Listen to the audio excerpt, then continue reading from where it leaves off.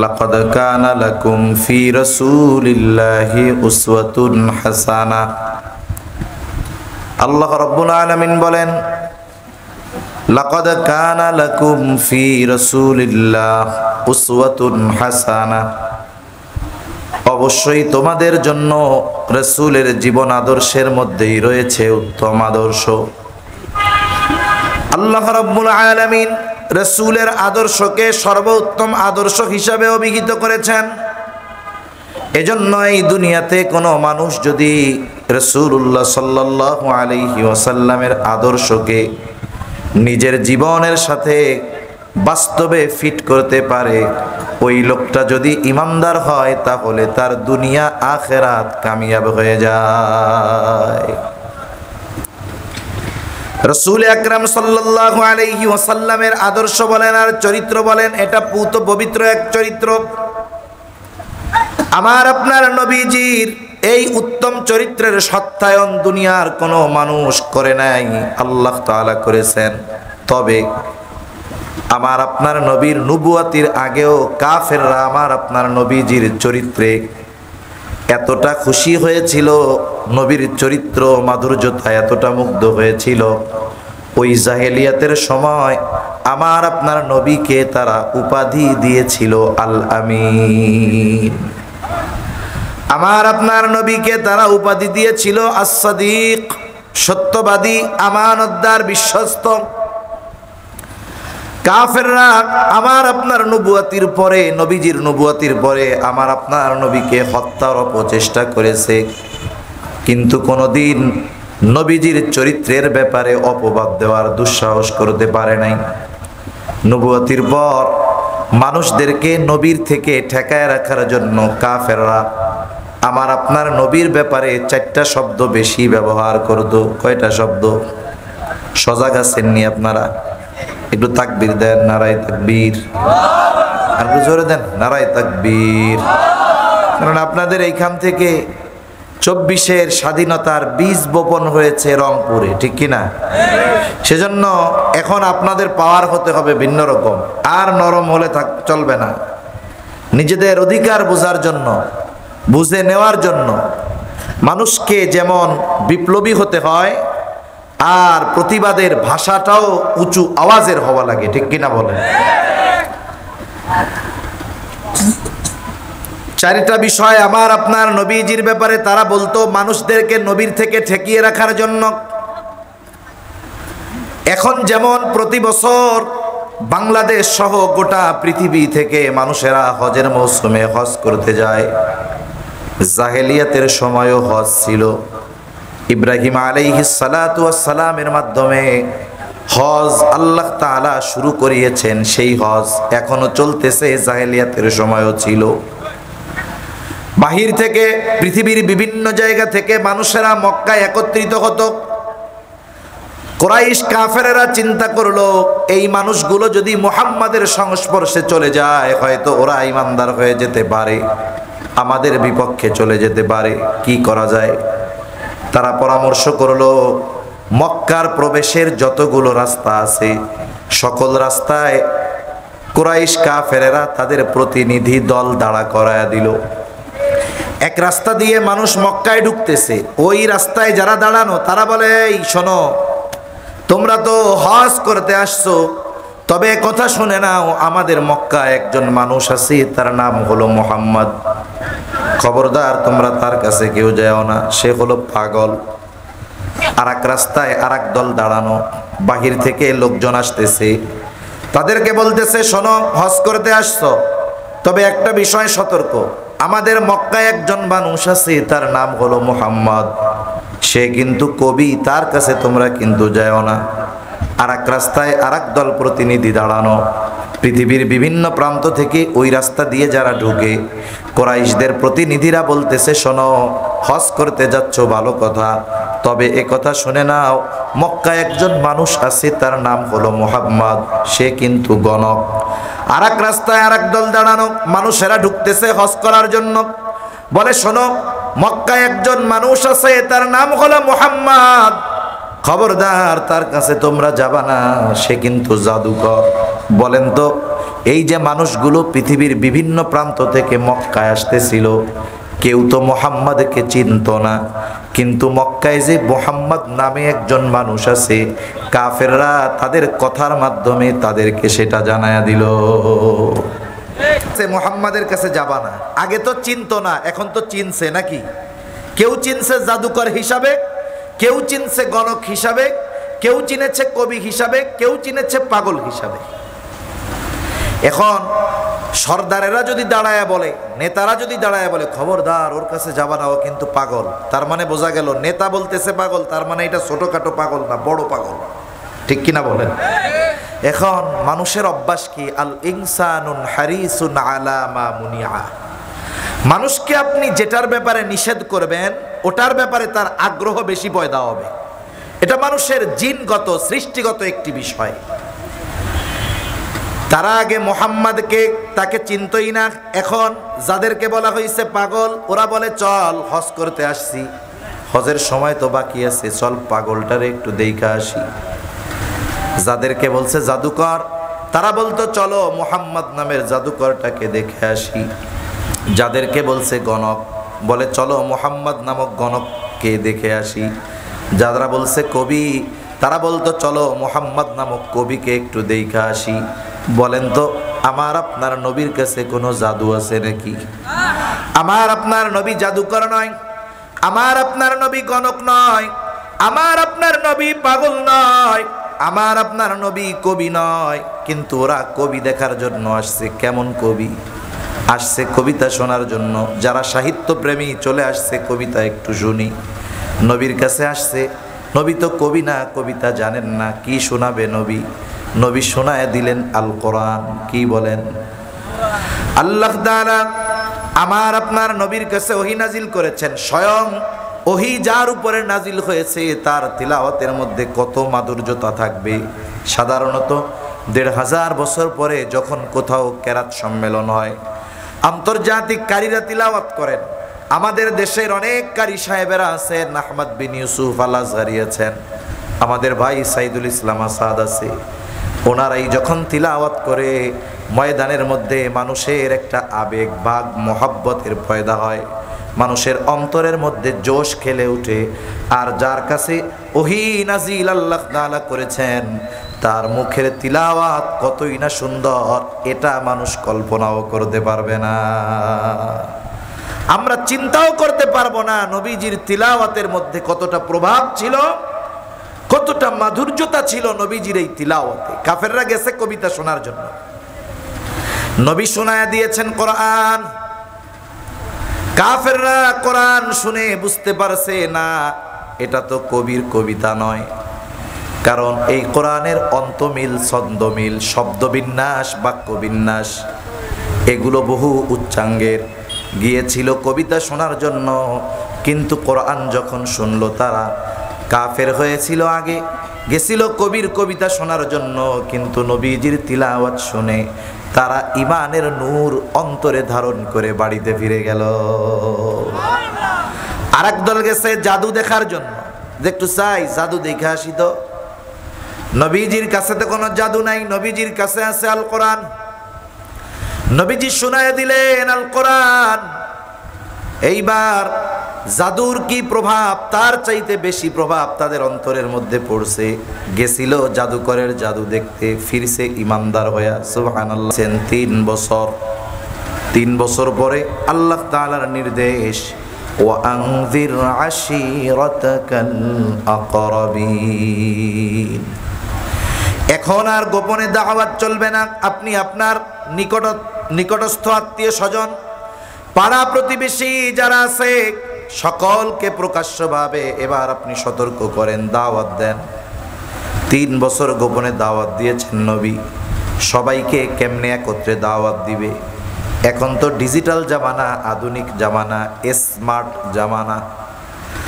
আপনি যদি কোনো খবর আপনার সব বন্ধুদের কাছে দিতে চান, ফেসবুকের মধ্যে একটা স্ট্যাটাস লেখা দিয়া দিলে সব বন্ধুর কাছে পৌঁছায়া যায় কি যায় না? একসাথে সবাইকে খবর দিতে পারেন। বন্ধু যদি আমেরিকায় থাকে সেও খোঁজ পেয়ে যায়, বন্ধু যদি আপনার পাশে থাকে সেও খোঁজ পেয়ে যায়। নবীজি সবাইকে একত্রে দাওয়াত কেমনে দিবেন? মক্কার একটা পাহাড় আছে, সেই পাহাড়ের নাম হলো আবু কুবাইস পাহাড়। ওই পাহাড়ের একটা অংশ, এটার নাম হলো সাফা পাহাড়। সাফা পাহাড়টা আবু কুবাইস পাহাড়েরই একটা অংশ। ওই পাহাড়ের মক্কাবাসীর কাছে বড় একটা তাৎপর্য ছিল। ওই পাহাড়ের বাহিরের কোনো মানুষ যদি বিপদে পড়তো, কোনো মানুষ যদি মুসিবতে পড়তো, ওই পাহাড়ের উপরে উঠে ওই বিপদগ্রস্ত মানুষ যদি সাহায্যের জন্য মক্কাবাসীকে আহ্বান করত, ওই পাহাড়ের আজমতের কারণে, সম্মানের কারণে মক্কার মানুষেরা কে সাহায্য চায় সেটা দেখতো না। শুধুমাত্র ওই পাহাড়ের কারণে, ওই পাহাড়ের উপরে যেই তাদের কাছে সাহায্য চাইতো, মক্কার মানুষ দৌড়িয়ে তাকে সাহায্য করার জন্য ছুটে আসতো। সাধারণ মানুষ যদি মক্কাবাসীকে আহ্বান করত, তারাই আসতো। আর আজকে ওই সাফা পাহাড়ের উপরে দাঁড়িয়ে তাদেরকে ডাকতেছে আল আমিন। কে ডাকতেছে? জোরে বলেন। মুহাম্মাদুর রাসূলুল্লাহ। তৎকালীন সময়ে কাফেরদের আল আমিন। এই আল আমিন আমাদেরকে ডাকছে, সবাই চলো, সবাই চলো। সবাই চলে আসছে। এবার বলে, ও মুহাম্মদ, কেন তুমি আমাদেরকে এখানে একত্রিত করেছো, জমা করেছো? নবীজি বলতেছেন, আমি যদি তোমাদেরকে এই খবর দেই যে এই পাহাড়ের পাদদেশে পেছন দিকে একদল অশ্বারোহী সৈন্য তোমাদের উপরে আক্রমণ করার জন্য অপেক্ষমান, তোমরা কি আমার কথা বিশ্বাস করবা নাকি? আকুনতুম মুসাদ্দিকিয়া। আমি যদি তোমাদেরকে এই খবর দেই, তোমরা কি আমার এই খবরটা বিশ্বাস করবা নাকি? নবীজির এই প্রশ্নের জবাবে উপস্থিত সব মক্কাবাসী সমস্বরে বলতেছে, ও মুহাম্মদ, কেন নয়, কেন বিশ্বাস করব না? কারণ ইতিপূর্বে আমরা তোমাকে সব সময় সত্যবাদী পেয়েছি, মিথ্যাবাদী কখনো পাই না। এই 43 বছরে তুমি কোনোদিন আমাদের সাথে মিথ্যা কথা বলো নাই, আর আজকে মিথ্যা কথা বলবা, এটা হতেই পারে না। সুবহানাল্লাহ বলেন। এ কথা তো আল্লাহ বলেন নাই। এ সাক্ষ্য কারা দিয়েছে? কাফেররা। আমার আপনার নবীজির চরিত্রের সৌন্দর্যের সাক্ষ্য, উত্তম চরিত্রের সাক্ষ্য কাফেররা দিয়েছে আগে। আর আমার আপনার নবীর চরিত্রকে আল্লাহ তাআলা স্পেশাল ভাবে হেফাজত করেছেন। আমার আপনার নবীর মাধ্যমে আল্লাহ তাআলা এমন কোন কাজ সংগঠিত হতে দেন নাই যেই বিষয়টা নবুয়তির পরে আল্লাহ তাআলা হারাম করিয়েছেন। তার মানে শরীয়তে যেই জিনিসগুলো নিষিদ্ধ আছে, ওই রকম কোন কাজ আমার আপনার নবী নবুয়তির আগেও কখনো করেন নাই। আল্লাহ রাসূল সাল্লাল্লাহু আলাইহি ওয়াসাল্লাম বলেন, একবার বালক বয়সে, তখন হয়তো 10-11 বছর নবীজির বয়স হবে, মক্কায় একটা বিবাহ অনুষ্ঠান হবে। আর ওই বিবাহ অনুষ্ঠানের মূল আকর্ষণ হলো রাতের বেলা খাওয়া দাওয়ার পর গানের আসর বসবে। গানের আসর। বিবাহ অনুষ্ঠানে গান বাদ্য, এটা মুসলমানদের সমাজেও আছে না নাই? আপনাদের এলাকায় তো নাই মনে হয়, আলহামদুলিল্লাহ। আছে, আছে। ওরে বাবা, যেই বিবাহের মধ্যে পাপাচার থাকে, গোনা থাকে, ওই বিবাহ টেকসই হয় না। কারণ যেই বিবাহের মধ্যে গোনা, ওইখানে আল্লাহ তাআলার রহমত থাকে না, বরকত থাকে না। যেখানে রহমত নাই, বরকত নাই, সেখানে শান্তিও নাই। ঠিক কিনা বলেন? এজন্যই তো পারিবারিক কলহ, স্বামী স্ত্রীর মধ্যে দ্বন্দ্ব, ছাড়াছাড়ি, ঝগড়াঝাটি, মারামারি, একজন আর একজনকে দেখতে পারে না। কেন? কারণ হলো বিবাহ অনুষ্ঠান যে সংগঠিত হয়েছে, এর মধ্যে একবারে পাপাচারে ভরা ছিল। এইবার ওই বিবাহে নবীজিও গিয়েছেন। খাবার দাবার শেষ, একটু পরে গানের আয়োজন হবে। হঠাৎ করে ঘোষণা দেওয়া হলো, সবাই অমুক জায়গায় চলে আসো, ওই জায়গায় গান হবে, খোলা জায়গায়। সকলে দৌড় দেওয়া শুরু করছে, আগে গিয়ে বসতে হবে, নাইলে তো ভালো উপভোগ করা যাবে না। উপস্থিত সাথে যারা, তারা বলতেছে, ও মুহাম্মদ, দ্রুত চলো, আগে না গেলে কিন্তু জায়গা পাওয়া যাবে না। সকলে ছুটে চলতেছে। ওয়াজ মাহফিলের ময়দানে হুজুররা শ্রোতাদেরকে সামনে আসেন, সামনে আসেন বলতে বলতে মুখ দিয়া ফেনা উঠা যায়, তাও একটু জায়গার থেকে নড়ে না। কিন্তু দেখা যায় গানের অনুষ্ঠান, লোকজন ভরে গেছে, 80 বছরের বুড়া মানুষের ঘাড়ের উপরে পাড়া দিয়া আইসা সামনে গিয়া বসে, ঠিক না? আরো কেউ যদি একটু গরম হয় যে মুরব্বী, এরকম করা যাবে না। তাহলে বলে আরে কয়দিন পরে তো মইরাই যাবো, তোরা জীবন বইরা দেখিস, মরার আগে একটু আমি দেই খালই। এরকম নেককার মুরব্বী তো অন্যান্য জায়গায় থাকলেও এ রংপুরে থাকতে পারে না, আসেনি এরকম? গুনাহ করে আবার আফসোস করে, যায় রে যদি কয়দিন পরে মইরা যাই কেমনে দেখবো, একটু আগে দেখতে দে আমারে। সবাই ইব্রাহিম ওয়া আলা আলি ইব্রাহিম ইন্নাকা হামিদুম মাজিদ। আল্লাহুম্মা বারিক আলা মুহাম্মাদিন ওয়া আলা আলি মুহাম্মাদ কামা বারাকতা আলা ইব্রাহিম وعلى آل إبراهيم إنك حميد مجيد।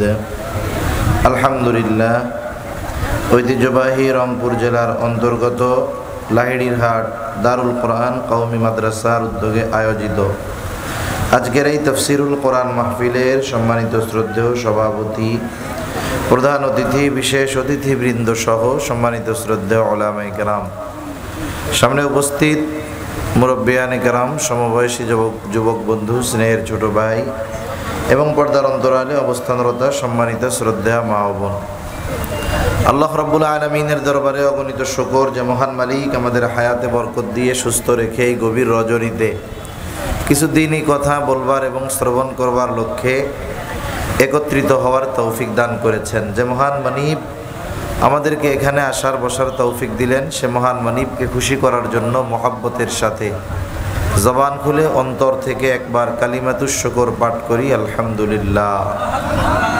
অগণিত দুরুদ ও সালাম সৈয়দুল আম্বিয়া, আশরাফুল আম্বিয়া, খাতামুল আম্বিয়া, ইমামুল মুরসালিন, রহমাতুল লিল আলামিন মুহাম্মাদুর রাসূলুল্লাহ সাল্লাল্লাহু আলাইহি ওয়াসাল্লামের উপর। এখন রাত্র গভীর 12টা 20 বাজে। এই সময় আসলে মূলত মাহফিল শেষ করে বাড়িতে চলে যাওয়ার কথা ছিল। মাহফিলগুলোর মূল উদ্দেশ্য কি? যেই মাহফিলে লোক যত বেশি, যেই মাহফিলে রাত যত বেশি, সেই মাহফিল কামিয়াব, এরকম নাকি? একটু জবাব দেন, যারা আছেন তারা তো সজাগ আছেন, একটু জবাব দেন তো। মনে করেন মাহফিল গভীর রাত অবধি হলো, মাহফিলে অনেক মানুষ আসলো, এতেই কি একটা মাহফিল সফল বা কামিয়াব হয়ে যায়? এই গভীর রাত্রি হওয়ার জন্য যদি কোনো নামাজির নামাজ বাদ পড়ে যায়, ফজরের নামাজ কাজা হয়ে যায়, সারা পৃথিবীর সব এই মাহফিলগুলোকে যদি এক পাল্লায় দেওয়া হয়, আর একদিনের একজন ব্যক্তির ফজরের নামাজ বাদ হয়ে যাওয়ার, কাজা হয়ে যাওয়ার যেই ক্ষতি, সেটাকে যদি এক পাল্লায় দেওয়া হয়, নিঃসন্দেহে ফজরের নামাজ কাজা হয়ে যাওয়ার ক্ষতির পাল্লা বেশি ভারী হবে, ঠিক কিনা বলেন? এজন্য উচিত মাহফিলগুলো মধ্যরাতের পূর্বেই শেষ করে দেওয়া। তা যেহেতু অনেক রাত, আবার দাওয়াতি মেহমান আসলেও বিপদ, না আসলেও বিপদ। এখন আসছি এটা ঠেকায় পড়ে কথা বলার জন্য, আবার না আসলে আপনারাই বলবেন দাওয়াত দেয় নাই, মনে হয় এমনি নাম দিয়া রাখছে, এ বিপদ। এজন্য একেবারে অল্প কিছু সময় আপনাদের সাথে কিছু মুযাকারা করব, কারণ রাত গভীর হলে বেনামাজির কোনো চিন্তা নাই, কারণ ও তো সকাল 10টায় ঘুম থেকে উঠবে, কিন্তু নামাজই চিন্তা করতেছে, হায় রে এখান থেকে যদি আমার যাইতে যাইতে 1টা 1:30 2টা বেজে যায়, এরপরে গিয়ে ঘুমাবো কখন, ফজরের নামাজ কিভাবে পড়বো, নামাজির টেনশন আছে, ঠিক কিনা? সেজন্য অল্প কিছু সময় কিছু কথা বলার জন্য পবিত্র কোরআনুল কারীমের সূরা আহজাব থেকে একটা আয়াত তিলাওয়াত করেছি ও রাসূল আকরাম সাল্লাল্লাহু আলাইহি ওয়াসাল্লামের অগণিত হাদিস থেকে একটা হাদিস পাঠ করেছি।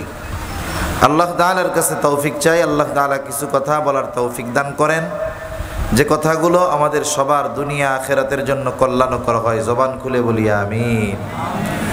আল্লাহ সুবহানাহু ওয়া তাআলা আমার আপনার নবীকে মহান চরিত্রে অধিষ্ঠিত করেছেন।